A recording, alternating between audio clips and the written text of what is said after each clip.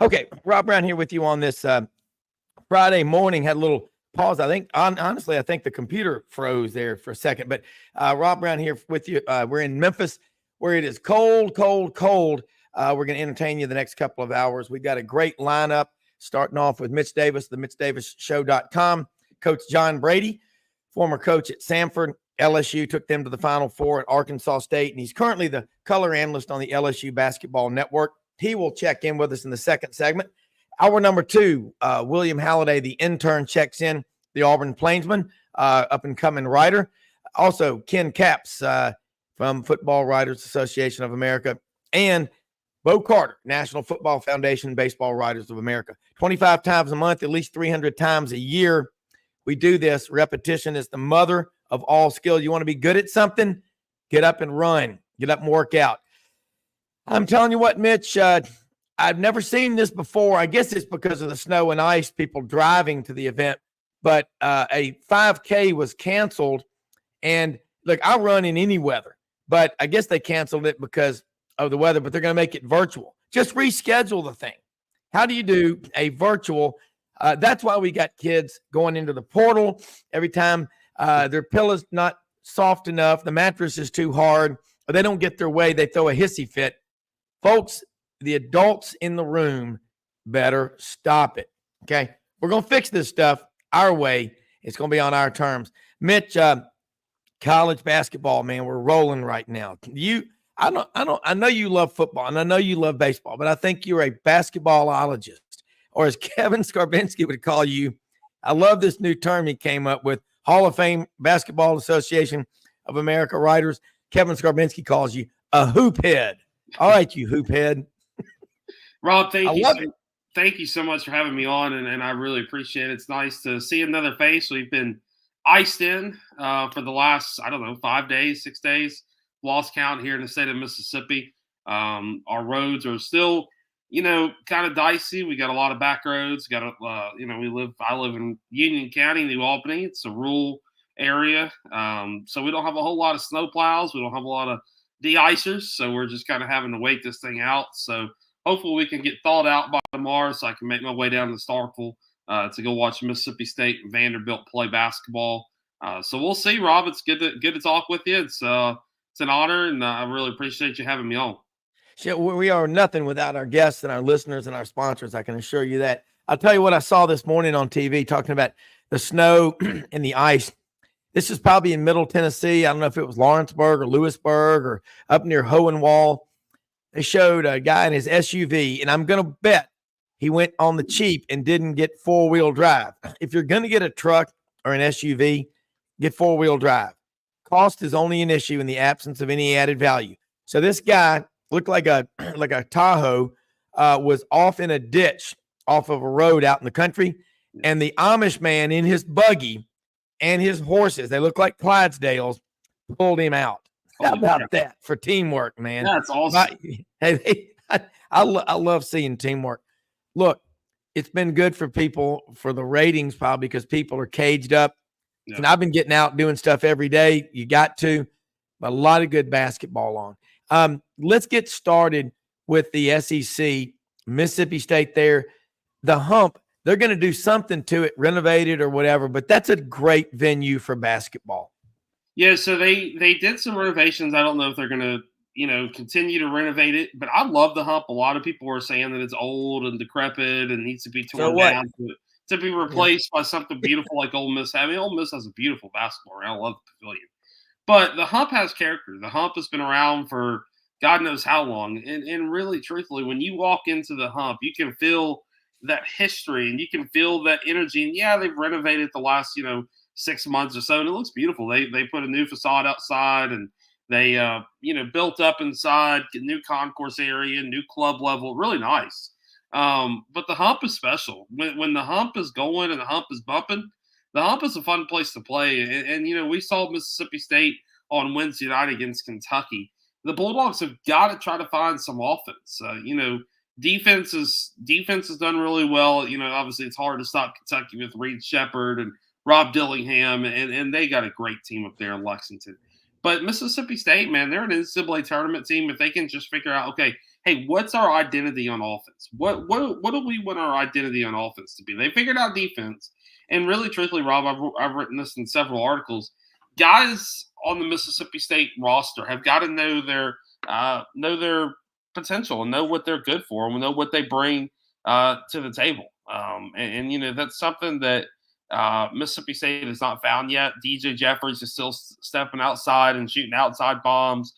Tolu Smith and Josh Hubbard, those guys, and Trey Fort, those guys are the dogs of the offense and the dogs of the team. And you got guys like DJ Jeffries kind of slowing others down with his offensive production. I don't think DJ Jeffries has scored over 10 points in the last, I don't know, 5 or 6 games. I mean, he's just been he's DJ Jeffries. And I know a lot of Mississippi State people feel the same way. They've got another test on Saturday against a Vanderbilt team that is trying to find that first SEC win. And that's always a dangerous team to play. No matter how bad they look on paper, no matter how bad they look on film, when a team is back up against the wall and they're coming in there, they're playing with house money, that's always a dangerous team to play, especially as we round out January and heading into the gauntlet of February in the SEC. Mitch, give me your top 5 in the SEC basketball from what you've seen so far, because you're getting probably close to 450 to 500 in the number of games, football, basketball, baseball, you've been to just in the last 5 years. I think we're hard pressed to find anybody who works his ass off like you do to go to all these games. I don't care how old you are, how young you are, or whatever. I don't care how old the hump is. It's got character. They got a great architecture school at Mississippi State now, one of the best funded in the country. They can fix that thing, but that's a cool place. But give me your top 5 in the SEC. Ooh, that's a heck of a question. I'm going to go Tennessee at number 1. I think Tennessee is the most well-rounded team in the SEC. They got shooting. They got good defense. Once Rick Barnes gets his team together, I think Tennessee is the best team in the SEC. Number 2 is the Auburn Tigers. I think Auburn they're undefeated. I mean, you can't argue with what Auburn's doing. They went on the road to Vanderbilt and beat Vanderbilt by 20 points in a snowstorm on Wednesday night. Auburn is, if not number 2 in the SEC, they're 1A. Then obviously Kentucky would be number 3. I think Kentucky is definitely behind Tennessee and Auburn as of January 19th at 8:10 in the morning. And a lot of things can change. A lot of people are picking Kentucky to go to the Final Four. A lot of people are predicting Kentucky to win a national championship. Alabama would be number 4. I think Alabama, they were tested earlier in their non-conference schedule. They had a lot of young guys, a lot of moving parts. They got tested early in that non-conference schedule. And now that they're in the grind of the SEC, you've got to give credit to what Nate Oates is doing. And really, truthfully, Alabama's undefeated in the SEC. They went on the road, and I was at the game. They were on the road at the Hump. They played Mississippi State. And they came out of there. It was a sold-out crowd, raucous environment. Students have been camping out all day. I mean, they went on the road, beat Mississippi State. And that, to me, was hey, this Alabama team might be the most complete team that Nate Oates has ever had. And I know that they've had good teams. They've had Brandon Miller's team last year, and, that was a heck of a team. But this team that Alabama has right now looks like the most complete team. They don't have all the talent, but they mesh well together and they play well together. And really, truthfully, I'll give you number 5. Number 5 is a toss-up for me. I think it comes down to Ole Miss, Mississippi State, and LSU. I think that those guys are going to grind it out. Of course, you have Georgia that's competing right now. South Carolina's competing. But I think when the grind kind of hits the rubber hits the road, I think Ole Miss is going to come out on top. So let's do it again. Number 1 is Tennessee? Yes. Okay. And why? Tennessee every year with Rick Barnes gets a lot of hype. Give me your number 2 again. Auburn. Definitely the undefeated Auburn Tigers. Okay. Give me your number 3. Kentucky. Okay. Kentucky, Calipari got win number 400 the other day and 2 nights ago. And he said, Coach Rupp had 867 or 936 from 1930 to 1972. It is just unbelievable how big of a legacy that man built. All right. And number 5, you've got a tie with Ole Miss, and I'm not. I was listening to you when you gave these, but I'm trying to type these up on the screen. Ole Miss, Mississippi State, and LSU. And what's amazing to me is how LSU is at 3-1 in the conference. Yeah. And look, they played Auburn a little bit. I think there's one of their top players. Maybe their top player wasn't there. Auburn was up by 28 in the second half. LSU all of a sudden cuts that to a 9-point game. Yeah. Talk about Matt McMahon, the coach, came from Murray State. I think this is year 3 at LSU. And Mitch, I really hope, that's why I scheduled you at 8. Coach John Brady is going to be on here in about 17 minutes that you can stay on, because as a hoop head, and he is a serious hoop head coach, but want to get into a serious discussion on this basketball. But that job at LSU right now, what's changed? Because and you mentioned Alabama. I don't want to ramble, but you got to give Nate Oates credit. I know we pushed that guy. That was stupid. The guy's a great coach. His roster basically disappeared from last year. Yeah. You know, Quinterly is at Memphis. He took the last shot last night. They blew a 20-point lead against. I mean, God, that you gotta break my heart sick. like that, Rob. You got to break my heart. I know. I love him, but I mean that was painful. But Javon Quinterly, he's won 3 Memphis games this year with his last second shots.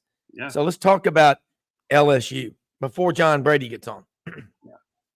So, and unfortunately, Rob, I've got to get off at the 8:30 mark. I gotta hop on work. My full-time job is hollering at me to work some overtime today. So when the boss asks you for overtime, you work overtime. So work, but hard work works. And really, truthfully, and I covered Coach Matt at Murray State. That was one of my first college basketball teams that I covered. Gosh, it seems so long ago, but 7 years ago, almost 8 years ago when I started this. And he was so kind and generous and won a lot at Murray State and won so many championships and got to the NCAA tournament. He's a hell of a coach. I mean, really, truthfully, he gets the most out of his guys. And you talk about what's different for LSU now. And you know, I'm going to hopefully have Coach Brady on my podcast sometime in the near future. But what's changed at LSU is the culture of that athletic department. You've got women's basketball that is winning national championships and that is likely to win and be in contention for another national championship this year with Coach Kim Mulkey and Angel Reese and Haley Van Lith. I watched them play in Oxford, heading to Starkville next week, and to watch them play at Mississippi State. I would love to talk a little bit about the girls basketball today, Rob. That's exciting times in the SEC.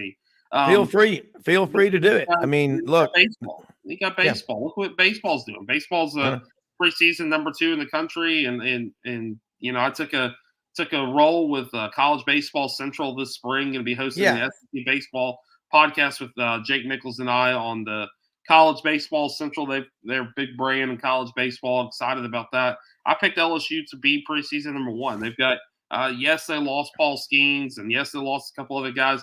But what the guys that they brought in and the talent they still have on that roster, LSU. And then you go over to football. I mean, Brian Kelly has not gotten it done just yet at LSU, but he has gotten LSU to 2 10-win seasons, a win over Alabama last year. LSU athletics is probably in the best, and not to mention softball. Softball made a run to the NCAA tournament last year. I can remember watching that team, and very positive, a lot of excitement is building down there in Baton Rouge. And I think Scott Woodward is to credit. I mean, he's brought in some big name coaches and really has done a good job at building that confidence. And I think what really helped the men's basketball, and this is going to sound crazy, is Kim Mulkey and the LSU women's basketball winning that national championship last year and kind of getting the monkey off the back at LSU, saying, hey, we can win a national championship in basketball of all sports at LSU. Dale Brown tried to do it. You know, of course, LSU's had a lot of great women's basketball teams, but they were never able to get over that hump. Once you win that first national championship, just like we saw here in the state of Mississippi in baseball with State and Ole Miss, once you get that first one, man, that kind of opens the door up for other programs to go, okay, hey, we can do this now. And I think that's where LSU is. I think LSU is going through a cycle of their athletic department, what kind of like what Florida was back in, you know, the late 2007, 2006 era, kind of what Florida was going through in that decade and what Alabama's going through right now with all the success with basketball, baseball, women's basketball at Alabama's really improved. It really comes down to the relationships the athletic director has with his coaching staffs on campus there in Baton Rouge. Well, that the message gets through that we're here to win. On the flip side, Chris Lee, we love that guy, Southeastern 14, about to be Southeastern 16, but he talks a lot about Tim Corbin, baseball coach. They've got the most successful baseball program in America in the last decade. I'm talking about Vanderbilt. Tim Corbin got out of that toxic culture that they call an athletic department at Vanderbilt, said, I don't want anything to do with it. Y'all are losers. That's what he did.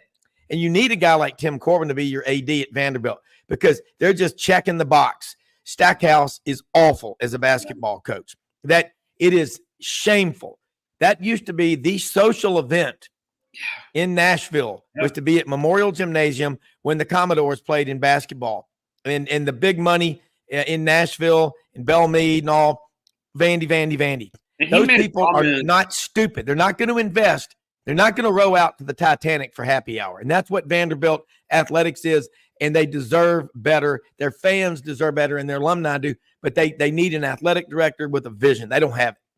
And you know, Rob, about Vanderbilt, and I think Chris Lee and I are going to have this discussion on the podcast here in the next week or two.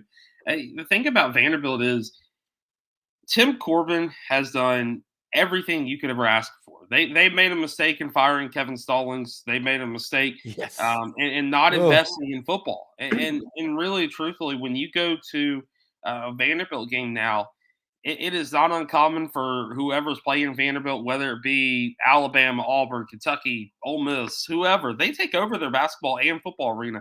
I can remember back in the days when, you know, Vanderbilt football had Kevin Stallings and they had those really good basketball teams that would go to the NCAA tournament, go to the Sweet 16.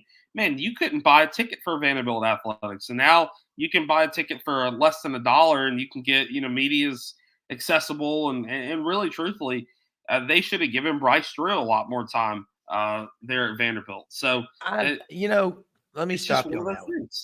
Bryce Drew was the coach there for Vanderbilt to have the first ever losing season at Memorial Gymnasium. Kerry, I'll put your comment back up in a second. I couldn't see Mitch. That was, it's a good comment from Kerry, one of our listeners, viewers up in Middle Tennessee.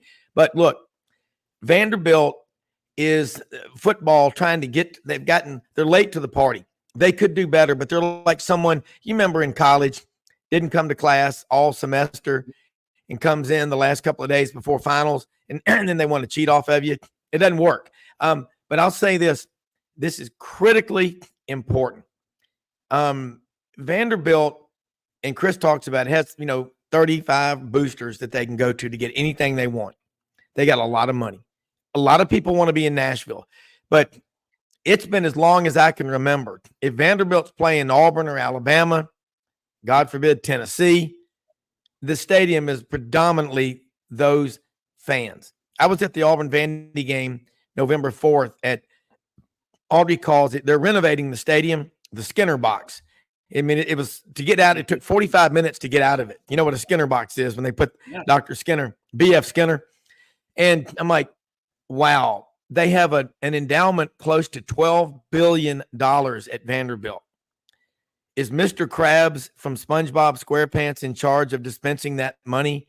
You're going to raise when I say you're going to raise. Look here. I'll get the world's smallest violin out there. Look, they deserve better. Nashville's drawing people in. They don't want to. Everybody I know up there says we don't want to be the next Atlanta. That big. Atlanta's about 40 exits. But Mitch, damn, you're good. You cover so much. You're beyond a Swiss Army knife. You're a Leatherman. But let's get back to what you said about Vanderbilt. If you're going to get rid of a coach, you better have a better one to replace him with. They definitely didn't do that. Stackhouse is interesting.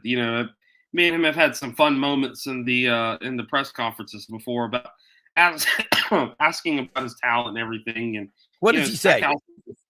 Stackhouse he always makes some kind of excuse for his program. Like the other day at Oxford, I wasn't able to go, but he said that Ole Miss is the best team that money can buy. So whatever that meant, I don't really necessarily know that Ole Miss is shelling out $10 million for basketball, but hey, that's if he believes that. But Rob, I do want to say this. I know I've got a couple minutes left.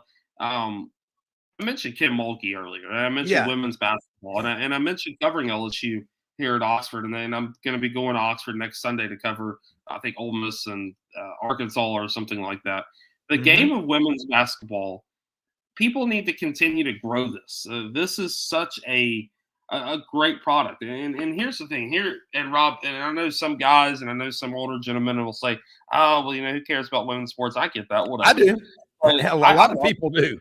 But I was at that Ole Miss game a couple weeks ago, and walking around that court during the pregame warm-ups with LSU and Ole Miss, there were little girls, lined up, probably age of middle school, younger, elementary age.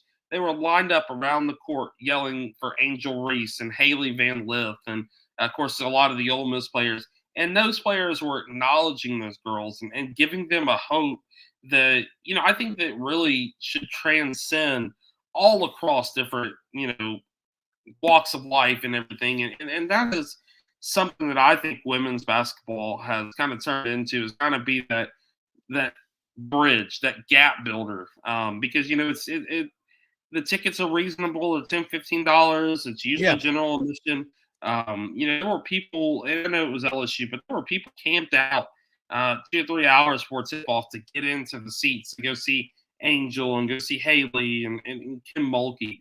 And I think that is such a cool, awesome thing. And I would urge all your listeners to do that, to go out, support your local women's basketball program, your softball. I went to a couple softball series last spring at Ole Miss and thoroughly enjoyed myself. I watched Ole Miss play Mississippi State, Ole Miss play Kentucky, and I think Florida, is one of the series that I went to.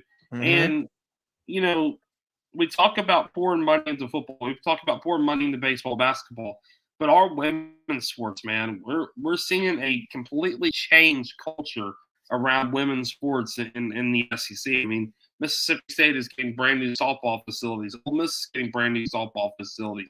Women's basketball is not only, taken to new heights with Kim Mulkey, Dawn Stanley, and others around the SEC, but now they're playing in the facilities and having their own facilities, much like the men. And I think that is such an awesome thing. And Rob, I'm going to say this is probably going to cause World War III, and I'm okay with that. But that's why this whole Taylor Swift, Travis Kelce thing is so cool for people like me who care about sports, because it kind of bridges a gap between people like you, Rob, and they're when they have daughters, they have granddaughters. It kind of bridges that gap, and I think that we as a culture and as a conference and as a whole, I think we should continue to build those relationships, because why not have a great women's basketball program? Why not have a great softball? Look at what Kentucky's doing at volleyball. They won a national championship in 21, and kids were out parading and burning stuff in the streets for that national championship. So I just wanted to say that and continue to grow that. We saw 5,000 program record in Tuscaloosa last night for the LSU game.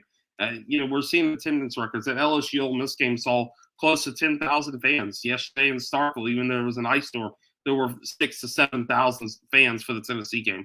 So I would encourage the SEC fans listening to your show, Rob, and listening to my show to continue to pour into women's athletics and really truthfully, kind of be open-minded to building those new relationships in the world of the SEC. Well, Title IX is part of that in terms of the facilities buildups, but this is what gets me, this men-women rivalry. It's a myth. That's created by the media. Look, I've got a mom. I got 2 older sisters that still treat me like the gum on the bottom of the shoe. I'm kidding. No, I love them, but I'm their little brother. I have a daughter by my first marriage, and then second marriage, I have Mallory. Went to Alabama, still love her. She's a great kid. And Wilson and Max. So I got 2 of each. I don't get this. I mean, but here's my deal. This stuff about men and women. Johnny Harris, the women's basketball coach at Auburn, they got the win over LSU last week. That was a great environment. And you think Bruce Pearl isn't out there helping promote what she does? Bruce Pearl is to Auburn what the Pied Piper was to Ireland. I mean, St. Patrick was to Ireland. I mean, you just love these guys. And Golden, the coach at Florida, is from that Pearl tree. But, Pearl's really from the Dr. Tom Davis coaching tree at Iowa. Yeah. But you love to see it. Winning's contagious. I'm so fired up about getting Coach John Brady on here because he's the LSU Basketball Network color analyst. And just, you're right. You give sports pull people together. And you know what? That deal with Angel Reese and, in Iowa last year, that was fun. I mean, good God, over yourself. I thought it was cool, and it's still going on. There's media people that cover Iowa that hate LSU because Angel Reese did the little. And here's the thing. And I got 2 minutes left. But here's the thing. This thing right here, Joe Burrow did it, no problem. I think J.J. McCarthy did it in the national championship game this year, no problem.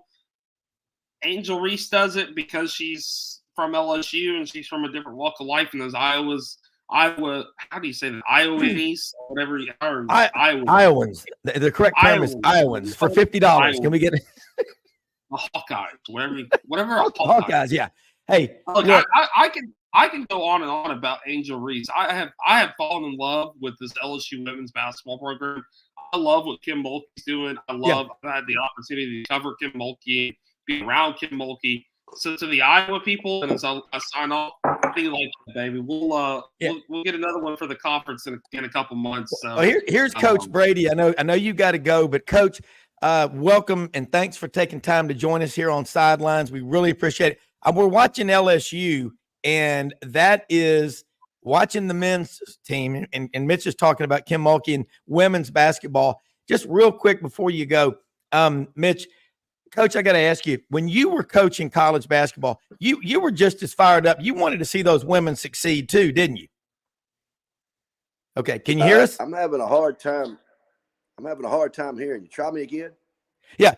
When you were coaching basketball, let's say at LSU, you worked with the women's coach. You wanted to see them succeed too, didn't you? Mitch is talking about the rise in popularity of women's sports, specifically women's basketball in the SEC, and what's happened at LSU with Kim Mulkey, and you get to be around her.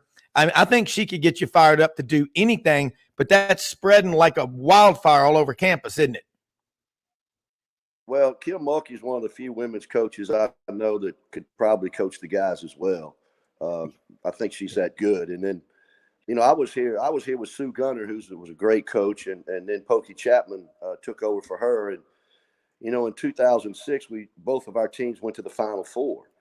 Our women's team in my time here, I think went to 3 straight Final Fours at one stretch. And then when Pokey left, it was still good. We had Van Chancellor come in and coach a couple of years after that. And then after Van left, it kind of slipped a little bit and went down. And then when Kim got here, she's taking it back off. And, people now are even trying to dress like her when they come to games. So her impact on the women's basketball program and even nationally, has just been really good. And I agree. I think when I was coaching here and recruiting anything, football team, I always pull for it, the baseball, women's basketball, because anything that's positive about LSU, and you bring in a recruit, it certainly helps when there's a positive attitude around campus about your athletic teams. Yeah, exactly. Mitch, I know you got to get going. Let people know how they can follow you. And this is just talking college basketball with you and now Coach Brady. This is Christmas part 2, man. I love it. Rob, thank you so much for having me on. Coach Brady, I'm gonna reach out to you in the next couple of days. I really would like to have you on the podcast and talk SEC hoops. I'm a big fan of yours and what you did for LSU and what you did for the sports. So I'll be in touch with you, Coach. Rob, thank you for having me on. TheMitchDavisShow.com podcast on SoundCloud at The Mitch Davis Show. And also check out Hit It to Hoover. We're coming back on the SEC baseball side of things with College Baseball Central. So very excited to join those guys that Jake Meaver, Noah Darling there at College Baseball Central to kind of kind of get excited about SEC baseball. Jake Nichols and I will be going wall to wall all across the Southeastern Conference covering SEC baseball. Going to be recording our first kind of rebranded podcast on Sunday night, talking the rankings and picking our preseason national champion. I'll let the cat out of the bag, and I'm picking the LSU Tigers to go back-to-back. Surprise. I think what Jake Johnson is doing down there is pretty special. I think that Arkansas, Florida, we'll get into that conversation later on, but should be a really fun year of SEC baseball. Rob, thank you for having me on. You bet. We'll talk to you here later today. We'll be right back after a quick commercial break with the coach, John Brady, one of the best in the business, LSU basketball network color analyst after this.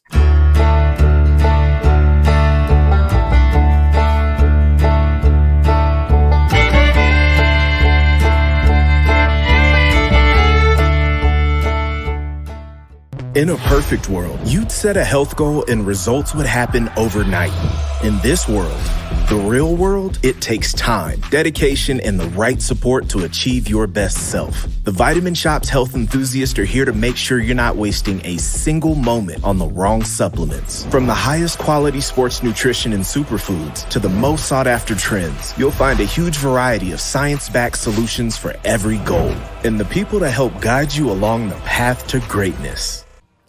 Unbelievably, every 2 minutes in our communities, a child is either bought or sold for sex. I am Ari Dickey, board member for the Nashville Anti-Human Trafficking Coalition. Join me and millions of others in our fight against human trafficking and for its victims by helping to educate the most vulnerable among us, our middle and high school students. Go to nhtcoalition.org, become a partner, and help keep our families safe, because none of God's children are for sale.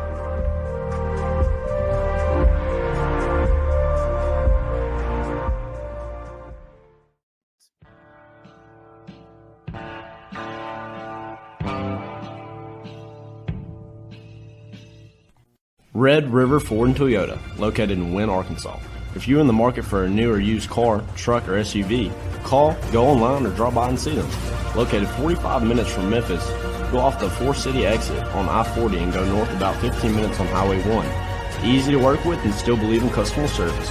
If you live out of town, they will deliver your vehicle to you. RedRiverFordToyota.com. Just see what they can do. Strengthen your seed zone this spring with quality tillage equipment from House Industries. Located in Cherry Valley, Arkansas, House Industries specializes in manufacturing superior equipment that will minimize your downtime and keep you working in the field. To ensure the highest quality control, all design, fabrication, and testing takes place in a 99,000 square foot manufacturing facility located right here in the heart of the Delta. Locate your nearest House equipment dealer online at houseindustriesinc.com. House Industries, breaking ground. Sidelines with Rob Browne. Talk sporty to me.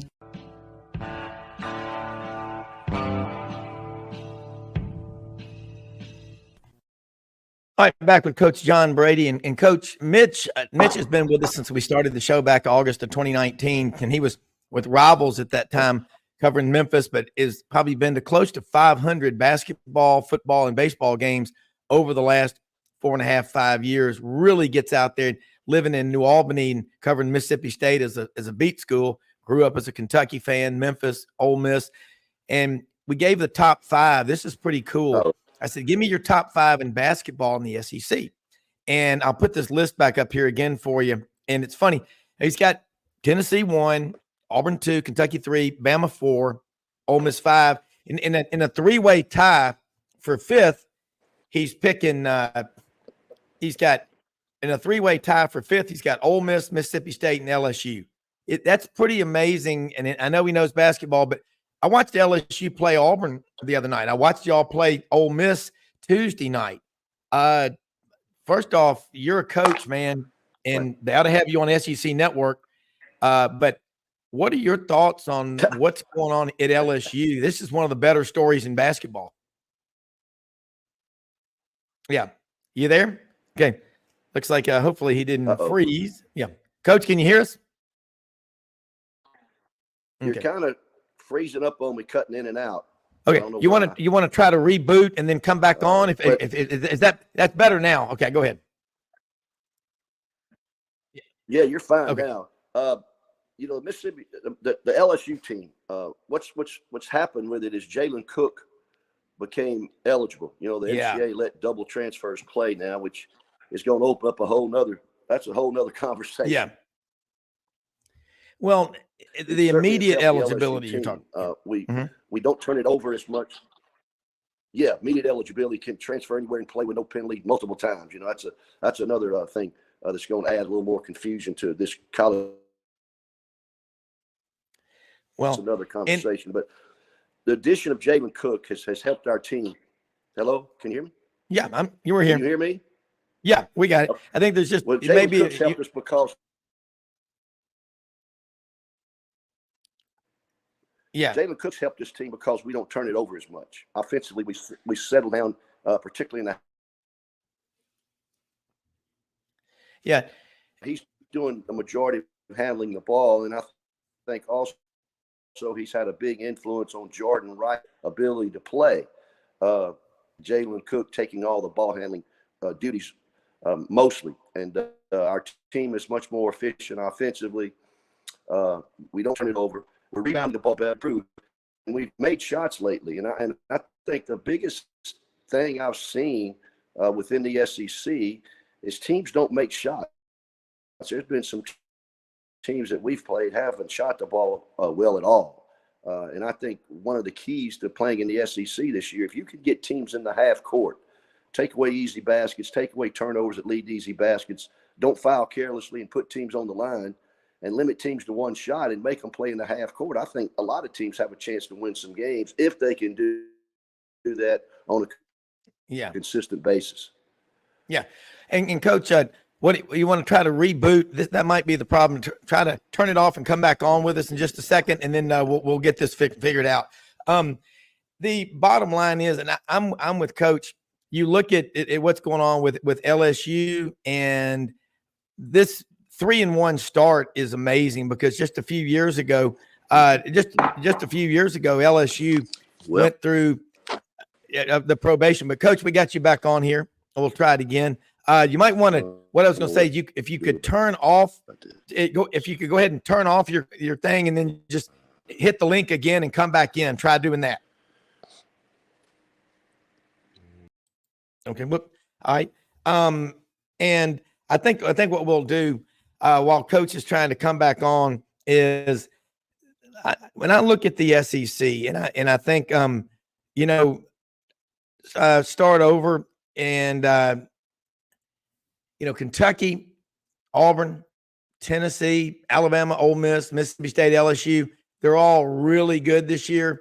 And I'm sitting here looking at the conference, Coach, and you look at immediate eligibility, and when they come back, and you sit there and you got a star player that's not eligible to play right away. That hurts. But when he can play right away, it helps you tremendously. And that's what happened with LSU. And they're going to be tough to play because Matt McMahon is a hell of a coach. And when you look at the conference, look at Alabama, the job that Nate Oates is doing, that's amazing because he lost so many players from that team, transferred. Brandon Miller was the number 2 or 3 pick in the draft. And Alabama's right there, undefeated at 4-0.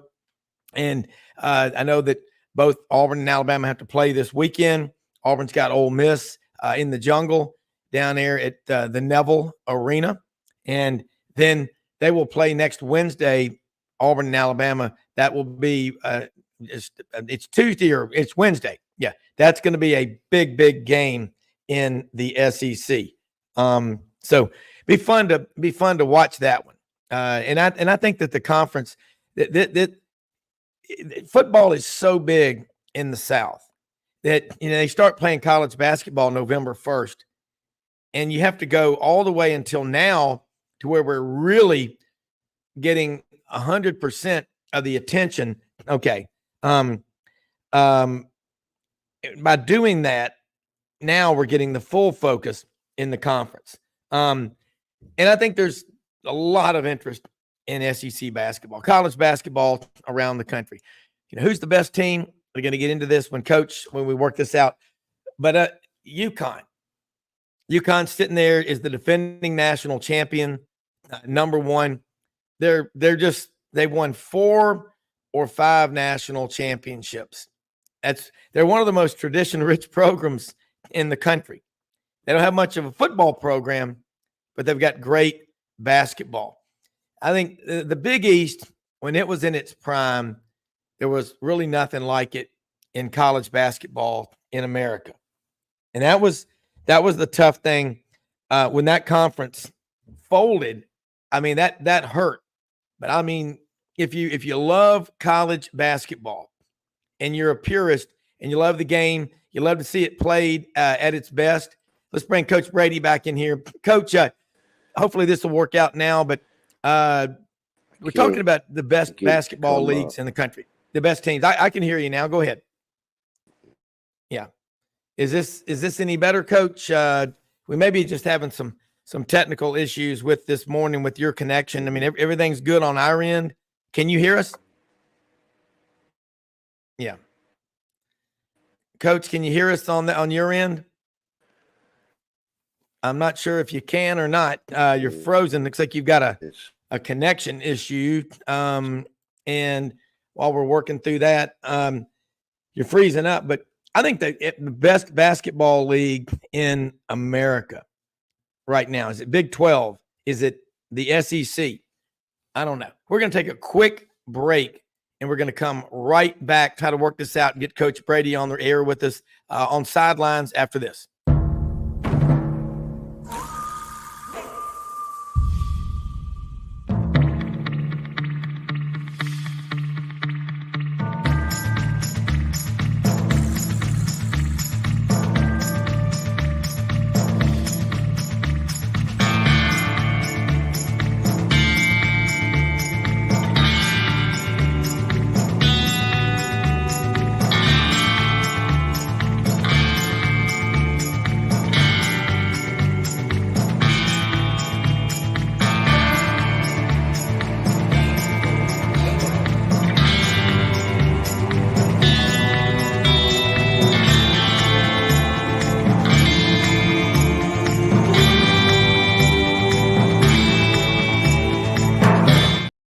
All right, we'll work that out. This is what happens when it gets really cold. You can have some technical problems. But Coach John Brady, love his insight. You can't get much better. And I think I would love to see him on the SEC network.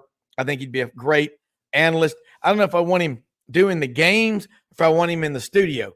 I noticed that now you've got Ron the other night. I like that duo of Ron Slay and Damian Fishback with Dari Noka on SEC Network. Ron Slay's on a afternoon show, 102.5 or 104.5 up in Nashville, played at Tennessee. He's funny.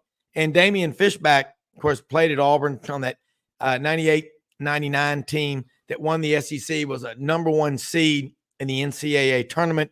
They beat Oklahoma State, lost to Ohio State in that game. I remember it quite well, but they do a good job. But they do change guys around. But John Brady, the coach, should be on SEC Network. I would love to get, his insight night in, night out.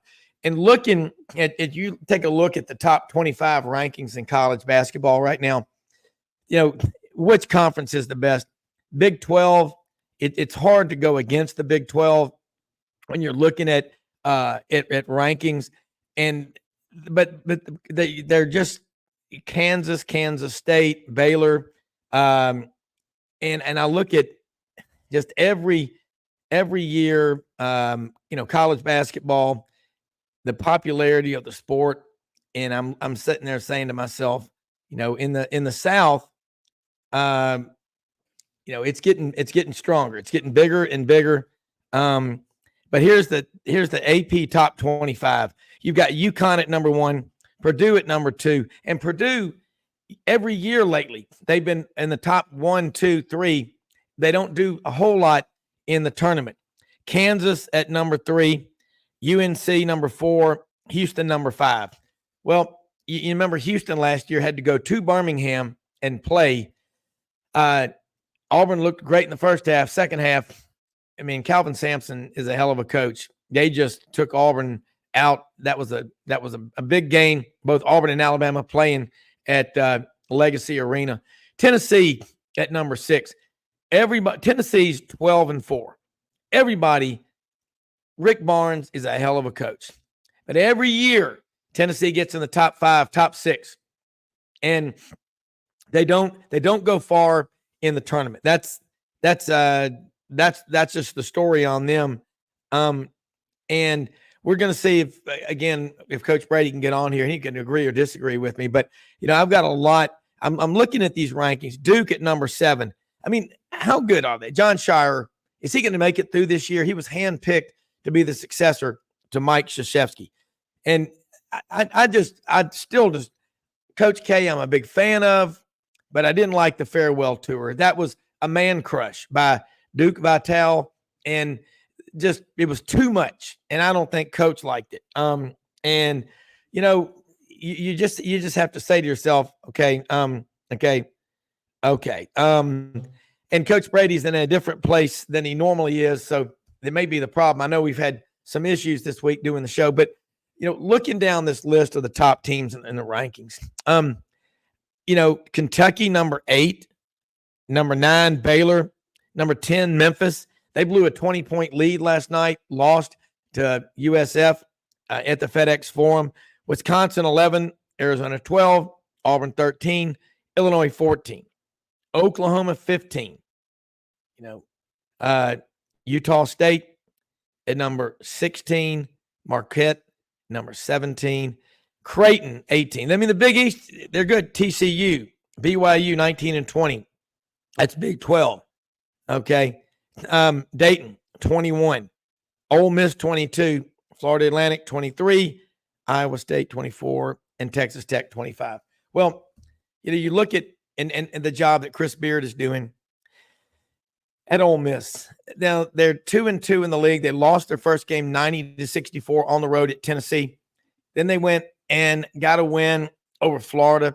They're good, but Ole Miss is going to be, you say, exposed, whatever. That is a roster that Chris Beard had to put together in a short period of time. But with the portal, you can fix things in a flash. That's just how this stuff works. And you go back and you say to yourself, well, how long do you give a coach before you say, oh, he can't coach? Chris Beard wins everywhere that he coaches. I don't think there's any question about that. He's one of the best coaches. I think this is year 9 or 10 as a head coach. He won at Arkansas Little Rock. We know he won, obviously, at Texas Tech. He was going to be winning bigger and bigger every year at Texas. Things happened. He was out of coaching. Now he's back in coaching at Ole Miss. You better keep your eyes on Chris Beard. Ole Miss hasn't had a basketball coach like this since Bob Weltlich back a long time ago. Bob Weltlich was a Bobby Knight guy. He was intense, fiery, passionate, knew the game of basketball.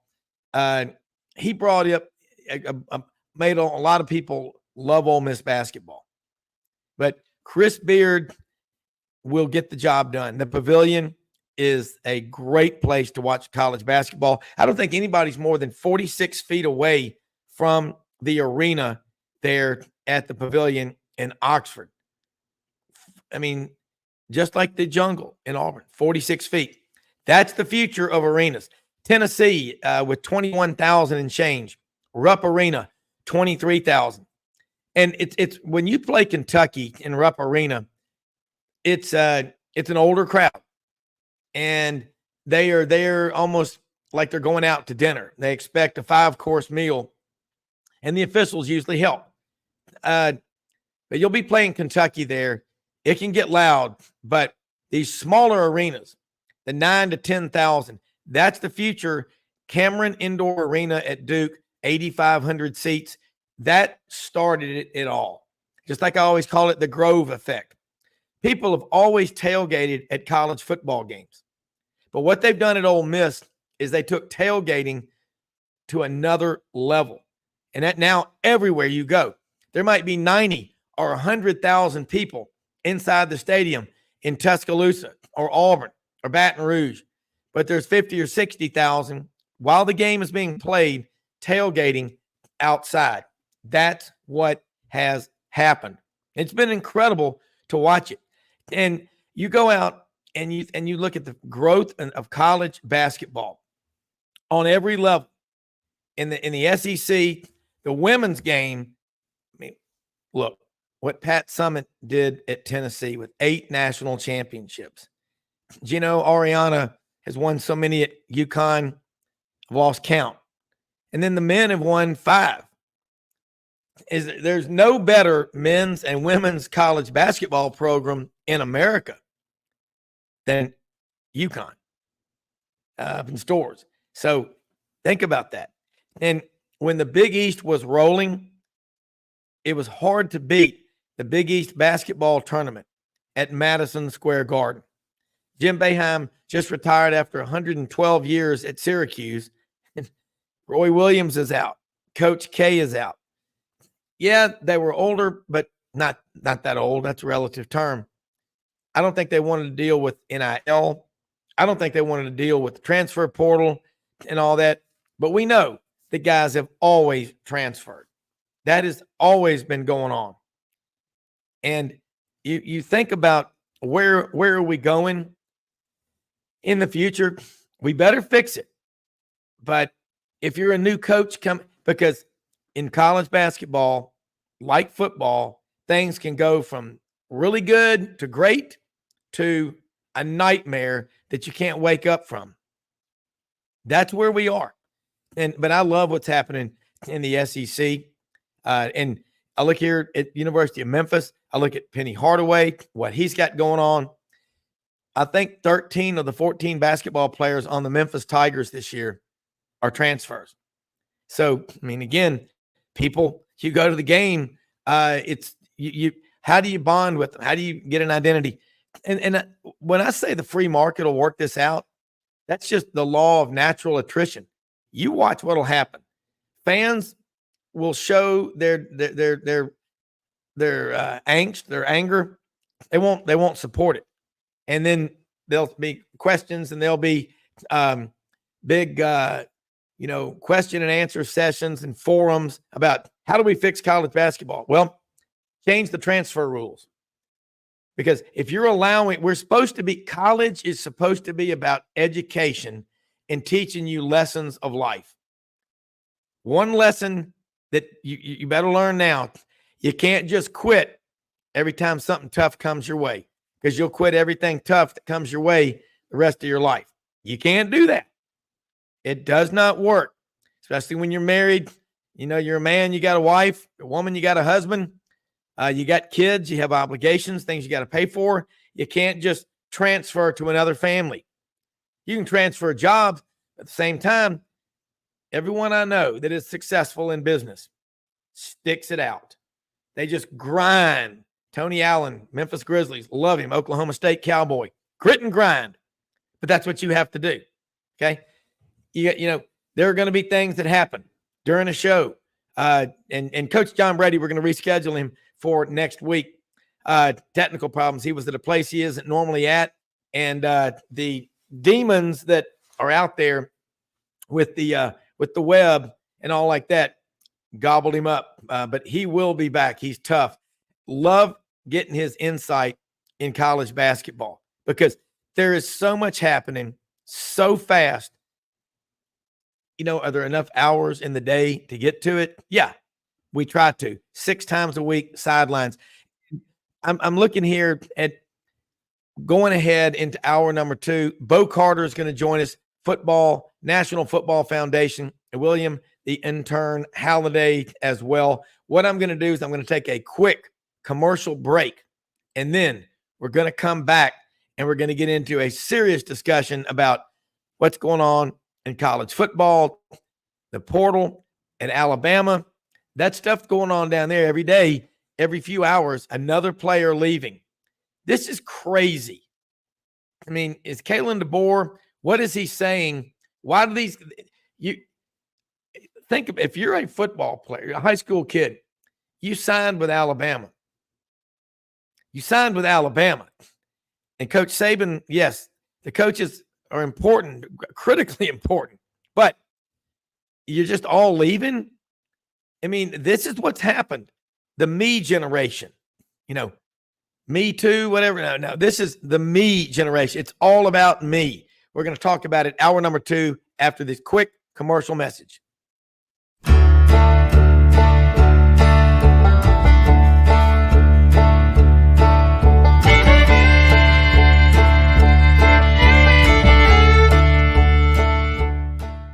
In a perfect world, you'd set a health goal and results would happen overnight. In this world, the real world, it takes time, dedication, and the right support to achieve your best self. The Vitamin Shop's health enthusiasts are here to make sure you're not wasting a single moment on the wrong supplements. From the highest quality sports nutrition and superfoods to the most sought after trends, you'll find a huge variety of science-backed solutions for every goal and the people to help guide you along the path to greatness.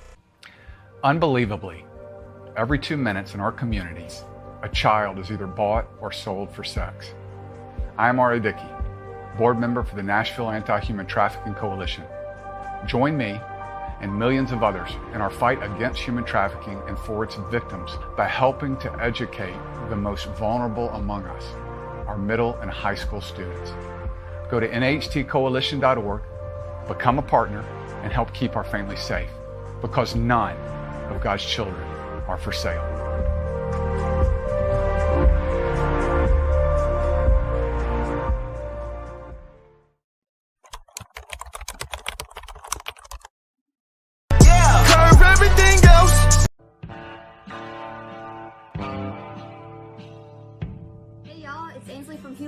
Just coming to let you know about our new collection of boots.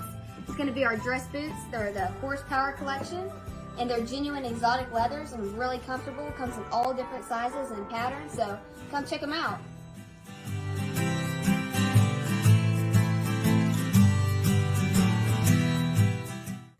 Red River Ford and Toyota, located in Wynne, Arkansas. If you're in the market for a new or used car, truck, or SUV, call, go online, or drop by and see them.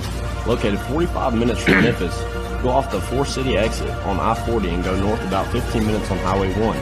Easy to work with and still believe in customer service.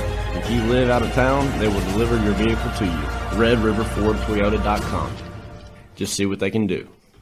Strengthen your seed zone this spring with quality tillage equipment from House Industries. Located in Cherry Valley, Arkansas, House Industries specializes in manufacturing superior equipment that will minimize your downtime and keep you working in the field. To ensure the highest quality control, all design, fabrication, and testing takes place in a 99,000 square foot manufacturing facility located right here in the heart of the Delta. Locate your nearest House equipment dealer online at houseindustriesinc.com. House Industries, breaking ground. Sidelines with Rob Browne. Talk sporty to me.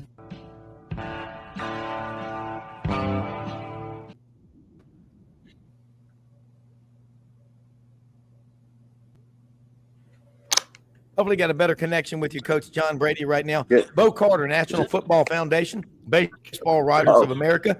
William the Intern Halliday, a sophomore, 6'1", 187, a star writer for the Auburn Plainsman student newspaper, and Coach John Brady. Coach, sorry, I know we had some technical issues there in that first part, but look, this is Wide Open Friday. We love doing it, talking college football, college basketball, but we were having a great discussion with you. Can you hear us? Which I still can't. We're still breaking up. I don't. Yeah. Okay. If you can't hear us, if the connection's bad, why don't we just you try this again Monday morning at 8:30? Would that work? Wow. Okay. Okay. I don't know what the problem is, Rob. Yeah. Here I can hear you now. Yeah. You're better now. Yeah, Coach, can you hear us? Okay. All right. Well, we'll try it. Coach, can you hear us any better? All right, we'll do this, gentlemen. And I'll tell you, let's do Monday with Coach. I don't know what's the deal. There may be some ice on the lines, and it could be that's the situation there. But man, Bo, I can remember, and William, you've grown up with nothing but the web and everything. when we first started going to emails and stuff like that, William, people would go, a what? But my favorite question to ask my 95-year-old dad is, how many gigabytes of DRAM do you have on your laptop? Boy, speak English to me. That's what he always says. But William, how you doing? I'm doing well. And speaking of emails, I had to send my dad some pictures for the study abroad thing that he wanted to see. And he's like, don't send him the text, send him the email now. That's the only way I'm going to read him. And I'm like, it's the same thing. Just look at your text messages. It's on your phone. But Bubba is, Bubba, your dad is a very smart guy. But it's funny. My dad, we've taught my 95-year-old dad who's listening right now, hello, Grandbob, how to send pictures on a text. Now, my mother begrudgingly last year at age 89, reads at least 2 books a week, sharp as a tack, begrudgingly gave up her flip phone. I think the Smithsonian's bid finally was too much to turn down, on a flip phone. William doesn't even know what a flip phone is. That's what my PE coach had. He had a flip phone. That's the only time I'd seen one. The flip phone. Bo Carter, welcome aboard. I didn't hear back from Ken. He is, I think he's on assignment right now and hope things are better with his mom and all. But he is just love having all of y'all on here. Let's get started. We were talking a lot of college basketball in the first show, and Coach Brady is going to be back on with us Monday morning at 8:30. Looking forward to it. Just had a bad connection issues today. But college basketball, Bo, I've been asking all the guests this week, best league in America. And we've got some comments up here right now that came on earlier. The top 5 in the SEC. I asked Mitch Davis. He has Tennessee, Auburn, Kentucky, Alabama, Ole Miss. Then in a 3-way tie for 5th, Ole Miss, Mississippi State, and LSU. But before I get to that, give me your best conference, and then I'm going to go to William. Best college basketball conference in America up to this moment, which is 9:04 in the a.m. Central Standard Time, ladies and gentlemen. Well, I think it's kind of a tie between the Big East and the SEC. Really, Connecticut's back at number 1, and last week was wipeout time. I think 6 teams in the top 10 lost last week, so it's going to be another free for all like last year. So it's been a lot of fun. As you get into conference play, these teams know each other so well that they, one bad shooting night or a couple of turnovers late in the game, man, it's a total deal. William's seen it with Auburn a few times. It's really been a weird and wild conference season so far. Yeah, William. Man, basketball. I think that might be your favorite sport. I don't know if that or baseball, because you're a hell of a baseball player in MUS. What Bruce Pearl does, and Chris Beard reminds me a lot of Bruce Pearl. That's why I said that when the minute Chris Beard was announced as a new basketball coach at Ole Miss, I was like, this guy's going to win. He's won everywhere he's been. Get your thoughts on the best basketball leagues in America. Yeah, I definitely think it's the SEC this year. Most people have said the Big 12 in the past, and rightfully so, as they've usually dominated basketball for good reason with Kansas and Texas and all those teams. But I agree with Mr. Carter on the Big East kind of going at it with the SEC. I'd probably say that for right now, in terms of the SEC, I think Tennessee is probably the best team right now. You could say Auburn or Kentucky. Any of those teams could definitely win the SEC. And then I think the SEC, this is probably the most stacked that the SEC has been. I believe a few weeks ago or something like that, there were projected 7 or 9 teams that were supposed to go to the tournament. It's probably the most the SEC has had in a while. And I think that just shows the depth of the SEC and everything in basketball. Tennessee, Mitch Davis, that was his top 5. The MitchDavisShow.com was on with us. He's been with us since we started the show August 9th of 2019. Mitch is 27, living in New Albany. Mississippi State's his school now. He was on with us in the first segment. But he has probably been to close to 500 basketball, football, and baseball games the last 5 years. And he is really getting after it from the top of the SIP, as he calls it, living in New Albany. And is that where Sugar E's Bakery is that makes those great cakes and pies? I think it's where it is. It's in New Albany. And so anyway, speaking of great cakes and pies, I get distracted here with my mind. I'm watching the news this morning in Memphis. We've had a lot of snow up here, and it's you can see why people. But let me just say this: you can see why the movie Fargo was made. I'll just leave it at that. And you go crazy in this stuff because a lot of people are just locked up, shut in, can't go anywhere. Of course, I have an F-150 four-wheel drive. You can get those at Red River Ford Toyota in Wynn, Arkansas, open Monday through Saturday, 9 a.m. to 6 p.m. And the service department open on Saturdays, 7 to 12:30 p.m. But I saw an Amish. There was a case of a guy in an SUV. It looked like a Tahoe to me. It slid off of a 2-lane road up in Middle Tennessee around Hohenwald or Dixon, and the guy couldn't get out. And guess who pulled him out? An Amish buggy rider with his 2 Clydesdale horses. And that was awesome. I mean, I feel like Chris Farley when he's like, remember that time you were stuck and the Amish guy and his buggy came and pulled you out? It was awesome. It really was cool. I bet he didn't have 4-wheel drive though. And at Red River Ford Toyota in Wynn, Arkansas, you can get 4-wheel drive Toyotas, Ford trucks built to last. I drive an F-150 with my all-terrain tires that were put on by the great folks at Red River Ford Toyota. I'm having fun in this weather. You know, I've got 2 toe straps. I can pull anybody out. But anyway, William, college basketball, let's talk about Bruce Pearl. This team that he's got this year, got 11 players people have identified that can do it. And you look at Trey Donaldson, you look at Aiden Holloway. But, man, I'm going to tell you the guy that blew me away. Was that a home game for Auburn in Nashville the other night? I mean, this is ridiculous what Vanderbilt. Look, my grandfather, his brother, a lot of my friends, my cousin Helen, they all went to Vanderbilt. They're sitting there, they're madder than wet hens.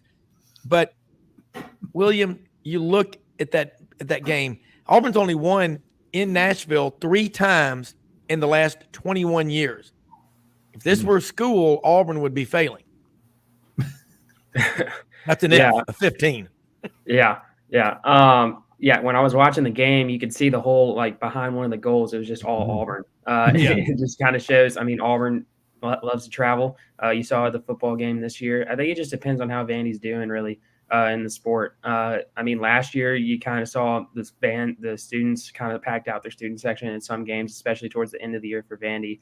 But Auburn just, I mean, they're looking great right now. I think obviously probably the deepest team in the league as of this point.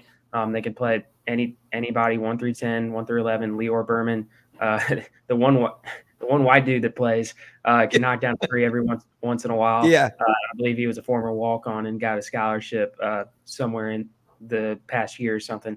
But I mean, you can put anybody on the court. I think it just shows just like the depth and everything, and just with Trey Donaldson can back up Aiden Holloway, or Dylan Carwell comes in for Janai Broome. It's 1 through 5. You can put anybody in. It's basically a starting lineup for them. And I believe all of them are averaging around 10 minutes a game or something. That just shows, like, I mean, all of them are going to be fresh come, NCAA tournament time. And I think that's huge for Auburn, and just if they want to go far in the tournament.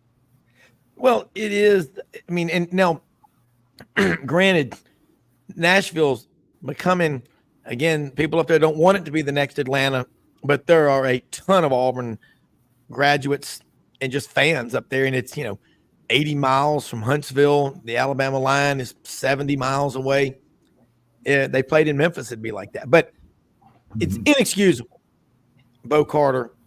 When you and I met in person November 4th, that whole tailgate area where we were was like, are we in Auburn or are we in Nashville? But it's always been nearly a $12 billion endowment. And dadgummit, Bo, one thing, I don't care how old somebody is or how young they are. If they're good, I don't care if they're black or white. I don't give a damn. Get me the best people. Bring me the best people regardless of age. If you go in retail now, you go to Dillard's or a department store, it's mainly the older people that came back to work after the virus. We have made a serious dent in the work ethic. Media relations people now, basically all they do is tell you, no, you can't do this, you can't do that. Wait a minute. What can we do? Bo Carter, you need to take over at Vanderbilt and help them, because they're a PR nightmare. Tim Corbin was so turned off by the losing toxic culture in the athletic building at Vanderbilt. Baseball's on its own. And for the last decade, the Vanderbilt Commodores have the best baseball program in America. Is it D1 Baseball or Baseball America, though, that refuses to even rank Auburn and Butch Thompson's Tigers in the preseason top 25? I mean, William, I can see you frothing at the mouth on that one, because Butch Thompson's on the show with us every week, starting here soon. He'll go till late June. Bo Carter, help the Doors. Boone Cumberland. Do something. As they say every day among the Vanderbilt, thank goodness for Tim Corbin. You know, he moved over. They concreted in the swimming pool and Memorial Gym up there, and they made it into a giant baseball complex. And Corbin looks out over the baseball field in his office every day. Yeah, so, right over the green monster that Carl Yastrzemski's grandson played for Vandy about 10 years ago. Now with the San Francisco Giants, and they built a replica of the green monster. Yeah. There. So it's kind of. The basketball thing's really a mess, Rob. The women's team's 17-2, and just edged Auburn yesterday. They had a really bad snow. They had to reschedule a bunch of SEC games because of the snowfall and the bad weather. But it's, I mean, they've become a bowling, baseball, and women's basketball powerhouse these days. Don't they have 2 or 3 national championships in bowling? Three, which is pretty good. 3. Well, we're a bowling school. Go in there and get your, you go to the bowling alley. Give me some bowling shoes with odor eaters, and get your ball waxed, and go out there and just let her rip. Backspin on it. I once threw a bowling ball that was too small for me so hard it jammed the thing that spins it back up. The guy had to unscrew it and take it apart, because we may have been bearded up that night at the bowling alley. But man, that was fun. My friend Chip Greer, his mother, and keep her in your prayers. She's in the hospital right now. Hope she's going to be okay. She's late 80s, almost 90, bowled a 187 2 weeks ago. Good. That now, I mean, if she has eligibility, go Doors. I mean, but look, William Halliday, let's talk about, I'm going to get into it now with you on some college baseball. Why is it that it's D1 or Baseball America? Just every year they don't recognize Auburn. And in 1987, Ronald Reagan spoke in West Berlin, and he gave an impassioned speech. I don't know who wrote that speech for him, but he talked about the Berlin Wall, which had been up since after World War II, communist East Berlin, socialism. People were shot when they tried to leave. Hint, socialism doesn't work anywhere, people. Anyway, Ronald Reagan gave that great speech, and he said about the people that yearn for freedom on the other side of that wall. And he went on, and he said, he closed out by saying, "Mr. Gorbachev, tear down that wall." Great speech, great close. At Auburn, here's the question. And William, this is your next. I'm not telling you what to write about, but I'm giving you an idea. The big green monster Auburn has in left field? How about make it the big blue monster with a big giant, war eagle on there? Pat Cornelius, who's listening right now up in North Georgia, one of my fraternity brothers from Thomasville, that's in L.A., lower Alabama, down there. He always talks about that big blue monster.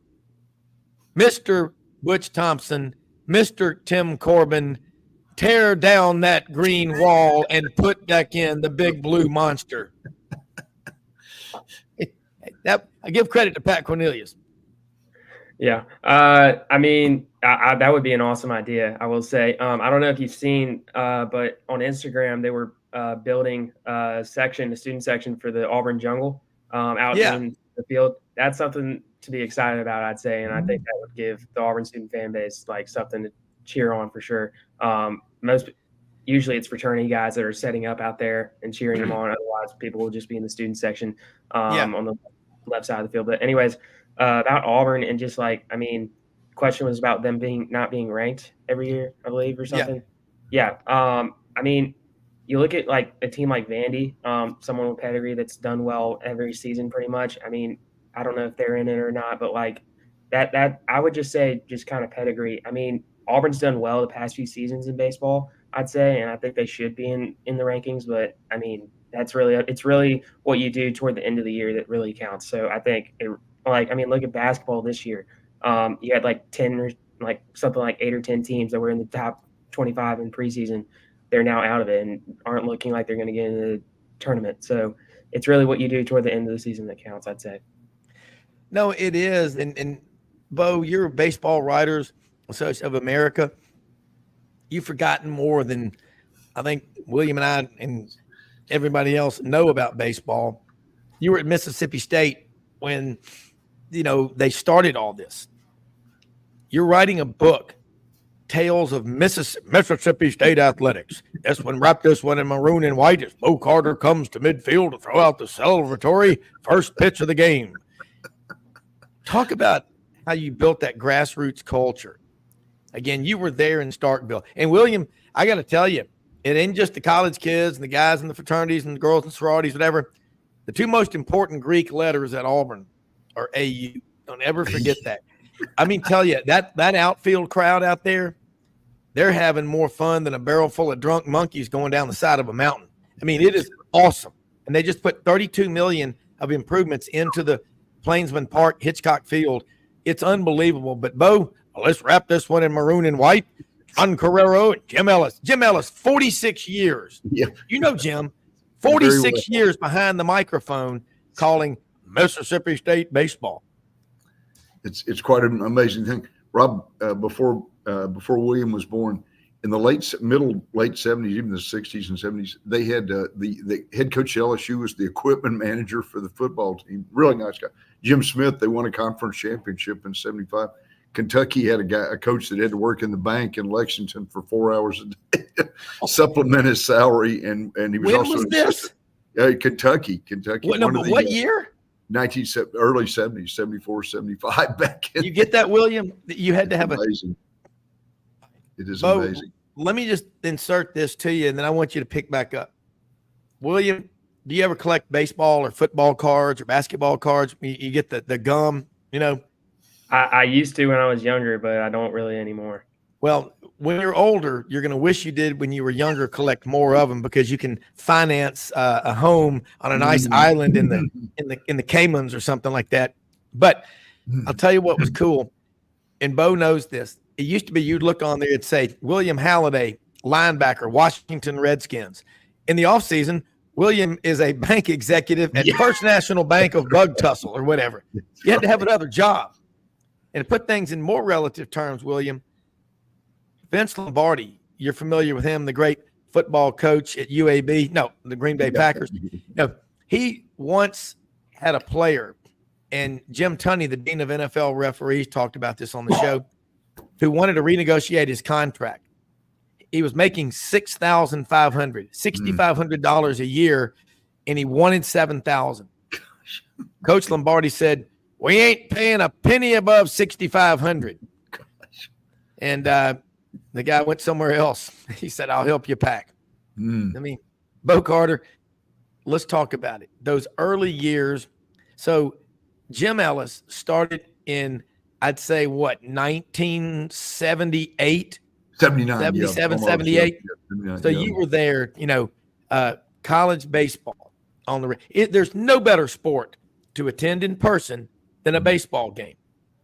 I think you would agree, William. Just it's laid back, it's fun.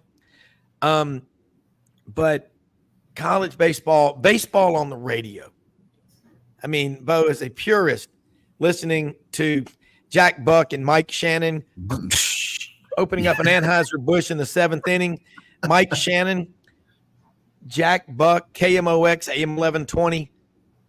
But Mississippi State started all of this before anybody else did in America. Let her rip. They had what they call the left field lounge out, which is still out there. William's probably seen it or been there on TV. Bad thing, they built a 3-story condo area out there, which is kind of still trying to figure that out. They started the lounge area in the late 60s. People could bring. There was a big of all things. There was a big cow pasture out there, so people would bring those F-150 pickup trucks out there, the Fords. Or a Toyota Tundra TSS. Toyota Tundra, the Tacoma Red River Ford Toyota. That they bought at Red River Ford, but they would. Toyota as well. Exactly, a Red River Ford Toyota. But no, they started coming out there, and people, the last 10 or 12 years before they redid the stadium, they would have like a mini stands that people had built from Red Bay, Alabama, or somewhere. They would bring. Yeah. They would have to carry these things in bring them in with a semi with about 20 or 25 rows. They'd have barbecue grills going out there. Sometimes for the night games, the smoke would be so bad they'd have to stop the game for a half inning to help the smoke blow out of left field from all the barbecue grills. But it became sort of an obsession with everybody. And like I said, Will Clark, Rafael Palmeiro, Jeff Brantley, Bobby Thigpen, those guys. Father Burke Masters, the famous baseball priest, was playing, got him to the World Series in 1990. So it's just been a culture that's just built over and over for 50, 60 years. Go back to the baseball priest. Tell that story. We got to get him on the show sometime, Rob. Oh, absolutely. He was great. I want to hear about him. Go. Yeah, Father Burke played second base for State. He hit the Grand Slam home run in 1990 that beat Florida State and got Mississippi State to the World Series. There's still clips on the internet and on his website, but he's the priest up in Chicago, Illinois, and he's also the chaplain for the Chicago Cubs. They had him on quite a bit during the World Series.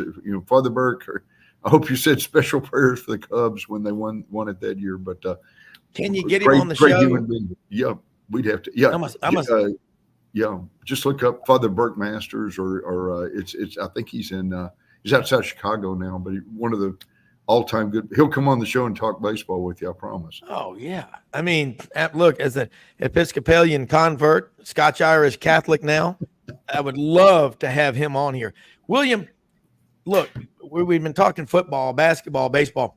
I just texted Coach Thompson about coming on. He comes on usually about mid-January till late June, and is so generous with his time.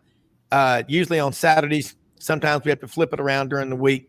Absolutely love Butch Thompson from Amory, Mississippi. Actually, he grew up in the suburb of Coontail, Mississippi.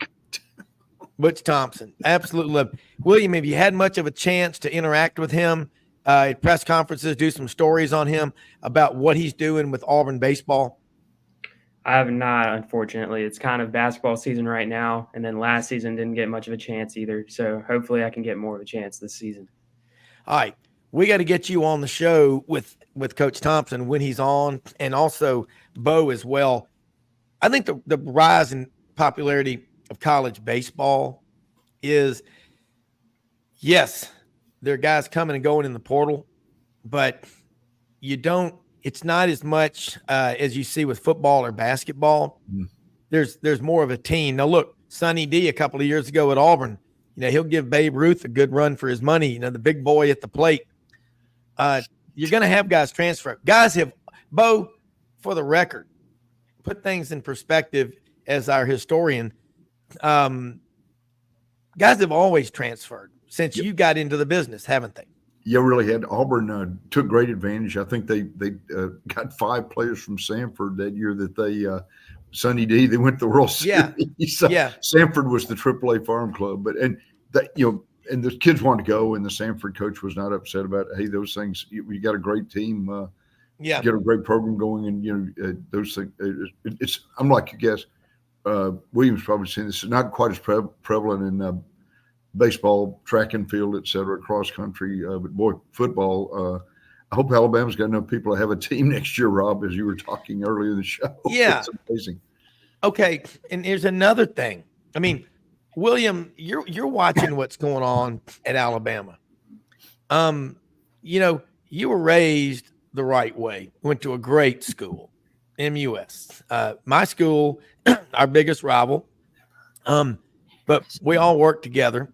We're all friends. I mean, that's the way this stuff works. It's the same thing with Auburn, Alabama. I mean, I remarried. I got Mallory, my oldest one, went to Alabama. She's still a good person. Still love her. And I can even watch the Iron Bowl with her. She's very civil. But a product, by the way, of St. Pius X, great Catholic education over in Atlanta. extremely competitive, though. God, she's competitive. What's going on? Your take, Coach Saban retires. What was weird was Kevin Skarbinski on this show said it before the Iron Bowl. He goes, I'm on a weekly show in Tuscaloosa with Wimp Sanderson, former basketball coach at Alabama, and his son Barry. And he said, out of the blue, what do you think about these talk about this being Nick Saban's last year? He's going to step down maybe. He said, Wimp Sanderson doesn't just do that out of the blue. Kevin Skarbinski talked about it on this show. We talked about it a lot. Are you surprised Nick Saban retired? And part two of that question, are you surprised at all that so many guys are bailing on Alabama? I mean, they need to think about this. You're on the top of the mountain. That's Alabama. Where are you going to go? Why would you go? Well, probably they'd go to Georgia, the higher of the mountain right now, at least, with Kirby Smart. Yeah. But that's an option. But or come to Auburn, like one of their commits did earlier this year. But yeah, I was surprised. I was taken back by Nick Saban's retirement. It's for a coach that I kind of grew up with, and just to see how dominant he was in college football, like as a Tennessee fan growing up, and just seeing us getting blown out just out of the water every time we stepped foot on the field against them.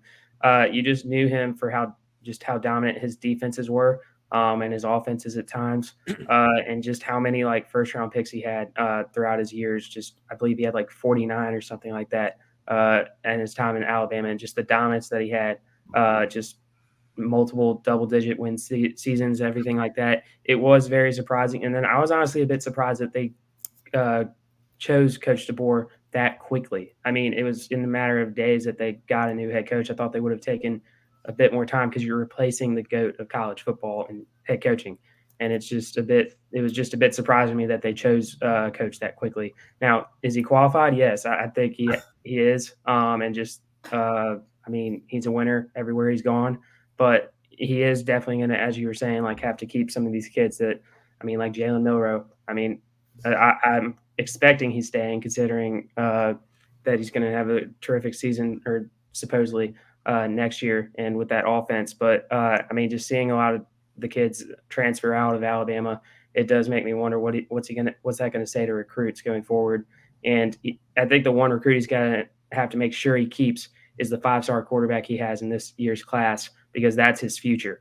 That's his future for his offense and everything else. So that's what's going to be important, I think, going forward, is to keep him after Jalen Milroe leaves. Yeah, and it is, to me, when you have a coaching change, they get fired now about week 8 of the regular season, because you've got to worry about that December signing period. So Alabama, they got in, their signing class was ranked, I think Georgia 1, Bama 2, Texas 3, Auburn 7, LSU 8, and Oklahoma 9.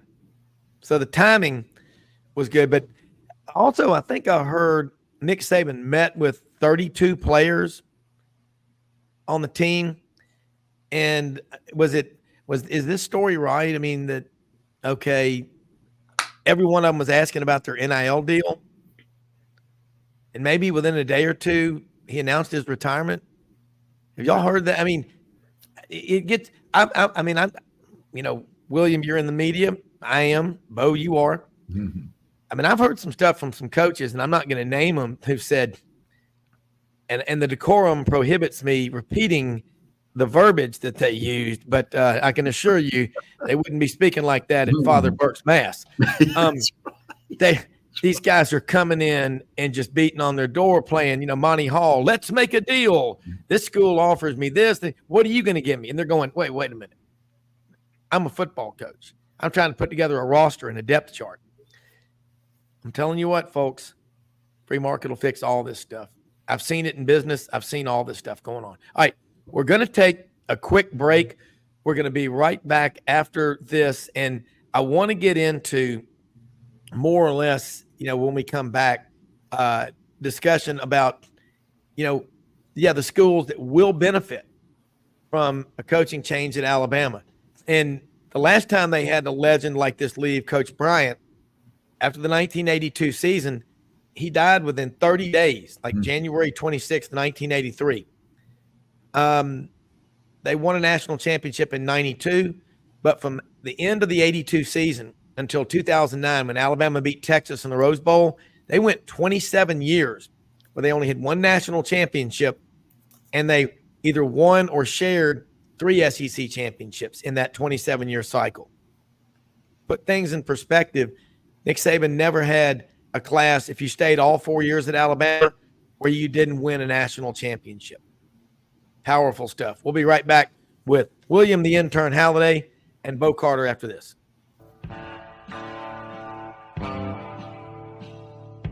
Hey y'all, it's Ainsley from Hewlett & Dunn, just coming to let you know about our new collection of boots. It's going to be our dress boots. They're the horsepower collection, and they're genuine exotic leathers and really comfortable. Comes in all different sizes and patterns, so come check them out.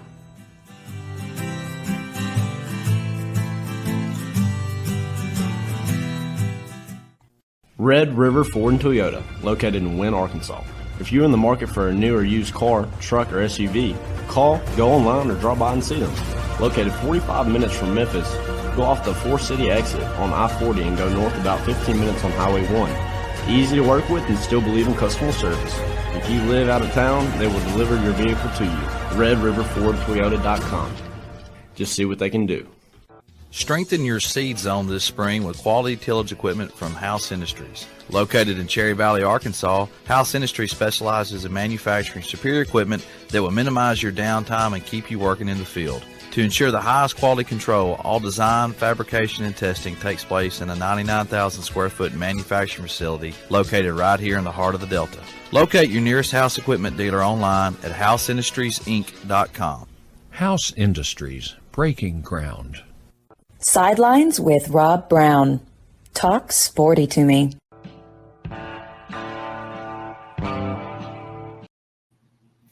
All right, back here with two of the best. Let's keep it going. You mentioned Georgia and Auburn as two schools that can benefit from what's going on at Alabama. But you know what you're not talking about is the secret sauce here. Ole Miss has that mini semester where the students can go for 2 weeks and you go to class 8 or 10 hours a day. You can take a semester's worth of stuff in 2 weeks. So the regular classes don't start until Monday, January 22nd. So, you know, why don't they all just enroll at Ole Miss, all these guys from Alabama? William, other than Georgia and Auburn, what school can benefit from the fallout at Alabama? And it still blows my mind that Kalen DeBoer, he's hired Kane Womack, head coach at South Alabama, to be his defensive coordinator, and the coach at Buffalo to come down as well. Remember Nick Saban, no one flew down on the plane from Michigan State with him when he took the LSU job. I don't think anybody came with him. He had to start from scratch when he got down south, but it worked out okay for him. But William, your thoughts on who else could benefit? Yeah, I think obviously really any team in the SEC could. I mean, with Texas and Oklahoma coming in too, that's a possibility. But I think these players are going to want to gravitate to a team that can win now, especially in their last few seasons. A team like maybe Oregon, who just got Dylan Gabriel, or just, I don't know, somewhere out west or something like that. Really just a team that's trying to win and trying to make it to the playoffs and make a push or something, or a team that can, if they want to get more playing time, that's an option. But I think people from Alabama want to win now. That's what they came to do, is to win. And I think they'd probably gravitate toward a team that could do that now. Yeah. Just got a text, not going to say who from, but about Auburn's recruiting. More good news on the way soon. That 2025 class is currently, I think, ranked number 3 in the country. Hugh Freeze is bringing in his people. That Ken Austin, I've been saying this all year, moving him to quarterback coach is huge. Charles Kelly now is co-defensive coordinator. Rivals or 24/7's National College Recruiter of the Year last year. He's from Ozark, down in the Wiregrass. Bo Carter, who else do you think? I want to ask you specifically about Mississippi State and Arkansas. First off, let's go to Arkansas. What in the wide world of sports is going to – this is just my take. And I've said this to Dudley Dawson of Hogville.net and Wes Moore of ESPN 103.7, The Buzz in Little Rock, who come on the show every week. The look on Sam Pittman's face at the end of last season in the Auburn game and the Missouri game, you can't fix that. He's lost that team. Now they're bringing in Bobby Petrino, but if it doesn't work, they're all going to get fired. Yep. So I'm just being honest, which I always am, full disclosure. Sam Pittman, I was told by a friend of mine that knows a lot of Arkansas's donors, he said some of them are saying, look, it's just he's done as much as he can. We'll give him a buyout check and say thanks for stabilizing the program and keeping us from going off the cliff, but you've maxed out. Okay? It's time to move on. They're giving him a 5th year. I mean, everybody loves the guy, but how do you fix that? That they look completely lost. It's you got to keep Petrino away from the motorcycles up there in northwest Arkansas. That's right. Yeah. Williams never heard that story, but we'll have to tell him off air. But no, seriously, Sam Pitt. If you ever, Rob, you remember Spike Dykes? You know who passed away years ago. Yes. Sam Pittman reminds me of the SEC version of Spike Dykes. He's always after one of the games. He said, "Kids, don't do this at home, but I'm going to go get me a cold one after they beat somebody." He's really just a wonderful human being, and I hope he can. You always pull for those guys or whatever. But Rob, you're right. They had that Mississippi State game that they lost 7-3. It might have been. It was like a 1950s game in the SEC. Like who can outlast the other or whatever too. So. Yeah, but no, hopefully he makes it, and it's going to be a tough road for them. They've I don't know what their NIL deal is, but Auburn's on top of the NIL deal. I mean, they've got some great deals. I talked to one of their PR people. They've got 29 guys, either transfers or freshmen. We even have to do a story on. They're already on campus right now, so that's a good start. They get them in the weight program and do some quote illegal. Some individual work. I think they actually can do 6 hours of position coach stuff, I think, every week legally, but they can get out there and throw those Terry Beasley type receivers and get started for the 2024 season. Yeah. I think DeMarcus Riddick is on campus now out of Clanton, Alabama, the great linebacker. He played a lot of safety as a senior, William, but keep your eye on that kid. He was a long-time Georgia commitment. He was a 5-star when he was committed to Georgia. When he switched to Auburn, he became a 4-star. And I asked Jason Caldwell of Auburn Undercover about that, and he said, well, it's probably because they moved him from linebacker to safety and all over the place, and the team didn't have a great year. And then that's how recruiting goes. That guy's a stud. And you sit there and you look. I know, William, you've got a few minutes before you've got to go to class, maintain that 4.0 GPA. Looking at all these guys transferring, Hugh Freeze has got to, and my criticism of him is, don't whine about having to take your team across the country to play Cal Berkeley. Embrace that opportunity and say, what a great way to showcase the Auburn brand on the West Coast to recruits. It's a great trip for our fans. They get to go see Alcatraz. They get to go see Haight-Ashbury. You get to see a bunch of hippies and, people in the streets and just, it's just like a public, bathroom out there in San Francisco. Do what? It's something new for them. They don't see that much in Auburn. You just embrace that. Don't complain about having to go 2,500 miles. Hey, Henry B., the smartest man in the world, used to tell me all the time, it ain't the doing in life, Rob, that's so bad. It's the dreading. Let's get to work. And that's that. And then after the Maryland game, William, have you ever, as a competitor, gone into a game and said, look, guys, I'm a team captain. I don't really care if we win or lose today. It doesn't matter. And these fans that have spent thousands of dollars on hotels and air travel and driving, food, ticket costs, and let's say you do a guy's trip and you're all married. Yeah, 3 or 4 days away from your wives, back home with 3 or 4 kids and diapers. They may kill you when you get back home. Trust me. I came home a lot of times a little bit too late on Sundays after duck hunting. Don't fall asleep. I've got errands to run. I'll be like, oh, yeah, sure. But anyway, that pitiful. It's just after the Maryland game, I didn't have them prepared. Okay, but anyway, the games don't matter. They're just exhibition games. William, did you ever in your life go into a game and didn't care if you won or lost? And number two, have you ever signed up for a class that you didn't care if you passed or failed? And have you ever written a story that you didn't give a damn if you spelled right, put punctuation in the right places or not? Seriously, we got to stop this. It's just awful. I'm tired of it. Well, to all the questions after the first one, I'd say that's a lot to unpack. Yeah, I'd say my parents don't want me to, so that's the reason I got to.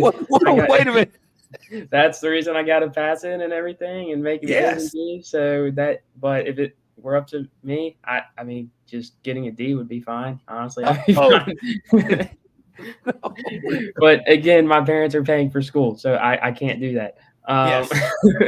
I'm kidding. But anyways, about the Auburn-Maryland game, I think it was just to come from New Mexico State, where that was a game you should have won. Like that you had to have that game, and you lose by triple digits or whatever it was. That was just terrible. I didn't even watch that game. And then you come to Alabama, and if you had won the New Mexico State game and then won the Bama game that came down to one play, you'd have an 8-4 season, and everybody would be talking about next season. So to see it end like this, I wasn't honestly, like, I was expecting us to win because of Maryland's quarterback situation, Tagovailoa opting or whatever. I was expecting us to win because I had no idea what their backup quarterback situation was. But, I mean, to see Peyton Thorne go from Alabama to Maryland, I know it was a month off or whatever, but to have that big of a drop-off, it doesn't make sense to me. It was just inconsistent all year. He played great against Georgia, played great against Bama, and then he lays eggs against these teams that are just, like, mediocre. And it was really frustrating as an Auburn fan. And just, I mean, my friends and I were on a text, and it's just like it gets in those games where it's like, put in Robbie or don't put in Robbie, and now he's gone, so you don't really have a Robbie to talk about. You really just have Peyton Thorne, and now that freshman quarterback that we got in the class for this year. But I'd really like to see what they do in the transfer portal and see if they get a quarterback, because I can't stand with the recruiting class of wide receivers that we got coming in. I would like to see a different quarterback than Peyton Thorne, because he's been so inconsistent throughout the year. Yeah, and Scott Trout, D for diploma. Shook Jordan used to have his 7 Ds of success. I love it. And the 7th one was, damn it, if all else fails, do something anyway. But do something. Okay, so I'll you know what? Tagovailoa, he's not going to play in the bowl game. And now, isn't he applying to come back to Maryland? What's going on with that? But I'll say this about – go ahead, William. Well, I wanted to bring up a point, because one of my friends was telling me there's all these players that just like say, oh, I was injured this year or whatever. Apparently there was a guy that just got cleared for his 9th year. That's the most ridiculous thing I've ever heard. I mean – Here it is. It's so ridiculous to say that, oh, you were hurt for the rest of the season for 3 seasons. I'm sorry, but you're just unlucky, okay? I'm sorry that happens, but you can't just get an extra season of eligibility every time you get hurt. It's the stupidest thing I've ever heard. That's why I think Tagovailoa is just like, I'm sorry, but it just happens, okay? So I'm sorry that happened. Move on, go to the NFL. You're going to be a decent backup quarterback at least. Yeah, this is it. FYI, this came from Wesley Duncan, one of our viewers down in Fort Lauderdale, where I'm sure it's in the mid-80s today. And we warmed up to 27, I think, yesterday, but we're going back down to sub like 8 or 9 degrees by tomorrow morning. But he said, FYI, University of Miami tight end says he will return for his 9th year of college. 9th year. Tommy Boy, move over. John Blutarski from Animal House, get out of here. 9th year of college eligibility next year. He came in the year of Jalen Hurts and Nick Bosa. His name is Tommy Boy. No, his name is Cam Carmack. Look, I hope to God he's got a master's, or he should be in his first year as a resident in medical school. Honestly, because 4 years undergrad, 4 years medical school, 5 years residency, throw in maybe a 6th year as a fellowship. He should have a family by now. He should have his own family. Seriously. This is unbelievable. This is supposed to be upcoming the last year of the virus protocols. Well, we now, William, I was talking about this in the first hour. There's a 5K in Memphis, my wife's bike group. The women were all madder than a bunch of wet hens. They're canceling a 5K in Memphis tomorrow. And I think the roads are, I run in anything weather-wise. I swim outdoors till they put the dome up. Sometimes early November, and it can get cold, and you're like, wow, this is cold. But if I ever fall in when I'm duck hunting, I'm used to it. But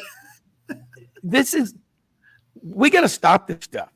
Mm-hmm. We have got to stop lowering the bar to make the underachievers and the lazy people feel less uncomfortable.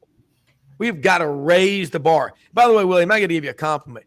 You are opening up. You're very smart. You're a very smart kid, but you're really opening up and more. And I think, golly, when I was 19 or 20, I was doing this stuff. I started sidelines when I was in college at Weagle, just as an idea. But I'm telling you, you really, really know a lot about sports. And hey, Bo, if you know his dad, oh my God, and his grandfather, they are encyclopedias. Okay. Not just on Tennessee, but on sports in general. But I think do teachers have eligibility? Yeah. I mean, this guy, Cam Carmack, that's the new name now. Don't, hey, 7 years of college, Tommy boy. And what did David Spade say? Yeah, they call them doctors. Well, that's 7 years. If you can believe me, not quite 3, but yeah, you are. Once you're a resident, once you're in medical school, you're not technically. And we did have some jerk on the city council in Memphis, and I don't know if William remembers this, who legally had his name changed to DR period. I mean, that's unbelievable. You earn that title as a doctor. It's like the debate people have. Do you call your dentist a doctor? Absolutely. If you have a doctor of dentistry, I can assure you, because our personal dentist, Dr. Stuart Hudsmith, located in Memphis at Poplar and Highland, right next to A-Tan Asian restaurant. And he is the president of the Tennessee Dental Association. And Riley Gaines, who was fighting for women's sports to be women versus women, was on the show with us last June. Oh, okay. What a great episode that was. She was awesome, baby, as Dick Vitale would say, or Duke Vitale, as a friend of mine calls him. Duke Vitale. Yes, he loves Duke. But she is supposed to be in her first year in dental school at UT Dental School, which is in Memphis. Okay. You know what? I think where we're going, though, with the transfers and the portal and all this stuff, we're going into some crazy places. And William, I know you got to get going. Tell people real quick about your podcast and how they can follow you. And as always, we appreciate you taking time to share with us on Fridays. Coach Thompson just texted me. He is in Indianapolis right now, and he has a camp at 9 a.m. on campus. Let me punt till next week. Things should be settled. Hope things are going great. So he'll be back on with us starting next Saturday at 9 a.m.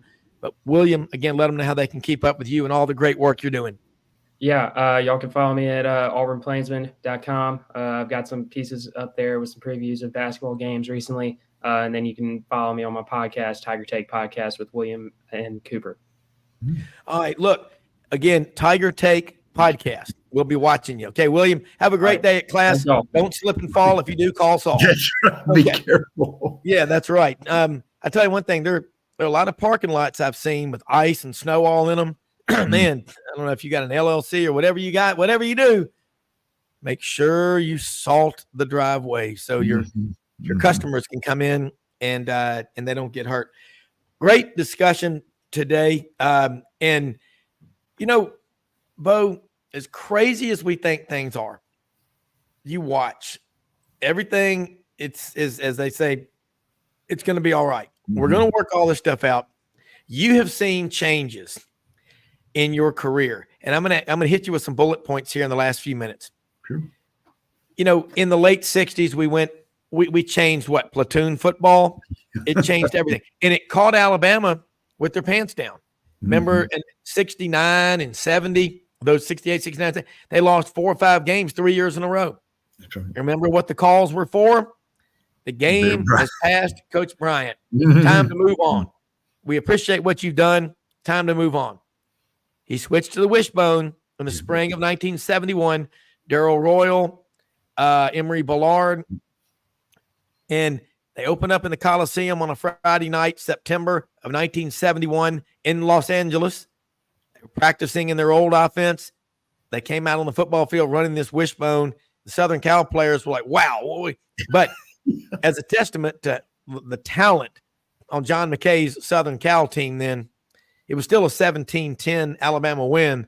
And the year before, they had beaten Alabama 42-21 at Birmingham's Legion Field with Sam Cunningham, who had 12 carries for 137 yards and a couple of touchdowns.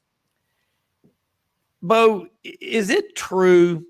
I don't believe this ever happened, that Coach Bryant took Sam Cunningham, Sam the Bam Cunningham, into his locker room and says, this is what a football player looks like. It's an urban myth. He never did that, did he? No, I think he did go to the USC locker room after the game. Congratulate them. Yeah. Congratulate. No, I don't think he brought him in there. Yeah. Robert also hastened integration in the SEC. You remember, I think Kentucky had a Mike Northington in 65. Yes. And then Vanderbilt had signed Walter Overton and Doug Nettles. But I mean, it really it sped up that integration in college in the South quite a bit. And that's what Coach Dye talked about, is going down and recruiting Wilbur Jackson in the Wiregrass from Ozark, Alabama, and getting him. And he was the number 9 pick by the San Francisco 49ers in the first round, obviously, back when we had 17 rounds. But no, football and sports pull us together. E pluribus unum. From many, we are one. You know, there's no separate categories for Mississippi State fans or Arkansas or Memphis fans. You're pulling from Memphis. I think we got to take that example and follow it more, day to day, because there's a lot of sense. And how late did William stay out last night? Tony, I can assure you, William, his head was on the pillow before even Barney Fife when he moved to Raleigh. Barney, my head never hits the pillow before 10 o'clock at night. Seriously. But Bo, think of some seminal moments. Is that, my dad, I'm sure, is going to go, boy, what do you use? Seminal. Or is that a correct term? Seminal moments. Correct. That is okay, correct. There we go. Dad, I have the wordsmith on here right now, Bo Carter. That's right. Tell me this. Platoon football, integration. It's been incredible for this country, for pulling people together. It's awesome. No one ever complains. That's my team. That's your family. Okay. So then we, in the 70s, as Keith Donovan, the historian for ESPN College Football, calls it, and I really want to get him on the show. I saw your note about Father Burke. Yeah. I'd like to get him on with us next Friday when you're on with us. If you'll help me with that, I'm going to text him. Can I mention your name? Yes, please. Bo Carter has been writing to me in prison for these last years, and we've become pen pals.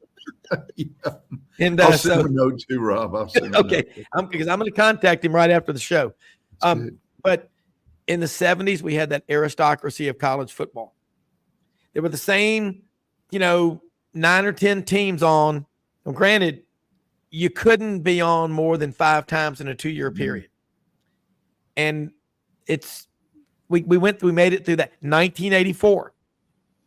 All the games on TV, Chuck Ninus, the CFA, Georgia, Oklahoma, the lawsuit. We've made it through all that. Give people a pregame speech in 60 seconds or less before they run out of the tunnel into the game of life. We're going to get through this stuff. Yep. Rob, and one thing you want to avoid is my old Vanderbilt friend, Senator John Kennedy from the Foghorn Leghorn of the Sigma Nu at Vanderbilt, by the way.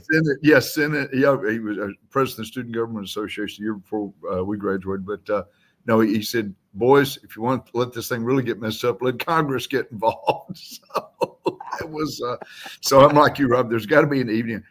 Charlie Baker, the former governor of Massachusetts, yes. the NCAA president, is really a sharp cookie. And I think he's going to help, if he can get cooperation from the schools and the ADs and the presidents. I think he'll at some point level this thing off, or just maybe, they sad to see Florida State get hammered a couple of weeks ago for some recruiting things.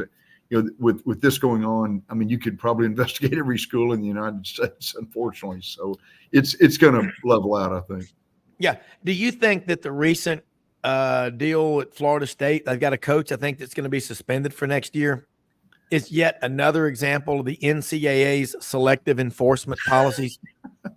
I was right there in 1970s with Mississippi State when they got hammered for 2, and then they had to forfeit 18 wins and 1 tie because they used guy Larry Gillard, who was they played him under a court indictment, and after the season, after he finished his senior year, the NCAA went back and got it reversed, so they had to change about 20 teams' records over a 3-year period. But no, they're and not pointing fingers at anybody. There definitely is some sort of a sacred cow list out there. I mean, just from history of NCAA enforcement. Yeah, no, there no doubt is. Someone just texted me and said at least Cam Carmack didn't transfer, but he did transfer from Oregon to Miami. 9 years of college. That is the all-timer. Now, I remember 35, 40 years ago seeing guys with a 6th year of college. And that because, they've transferred from a school and sat out a year. Used to be if you wanted to transfer within the conference, the SEC had to sit out 2 years unless you got a waiver from the coach. Remember Juicy Locke's son, Eric Locke, the Tennessee and Alabama feud that thing got going on. By the way, I wonder when the last time Philip Fulmer drove through Alabama. I wonder if they still have that under an assumed name. Under an assumed name. One last thing, before I forget to, Rob, you're talking about the wonderful Mennonites, the Amish down there. Lawrenceburg, Tennessee, the hometown of Senator Fred Thompson, was actually born in Sheffield. But they had a third lane for the carts to go, for the Amish horse-drawn carts to go down on Highway 43. It's pretty much you'd pass about 20 of them going to Nashville every time from North Alabama to Nashville. So it's amazing. Down there in Murray County? Yes, right down Columbia, Lawrenceburg, down that area. It's all my mom's side of the family. The Polks, they have a cemetery there in Columbia, in James K. Polk's house. He was like a second cousin. He and his wife, Sarah Childress, never had any children.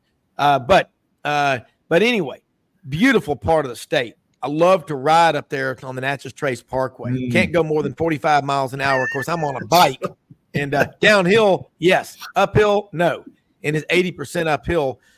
And Middle Tennessee, going to Puckett's Grocery and Leaper's Fork is awesome. 40, 50 miles into a ride, you can go there and eat you a meat and 3, get back on for the last 20, and you'll burn it right back off. But look, great show today. Appreciate everybody watching, listening.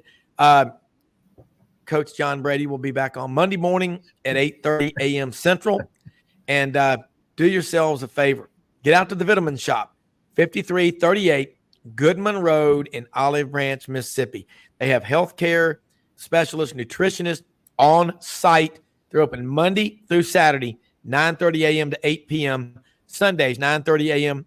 to 7 p.m. You won't get any blank stares. I don't know. I just work here.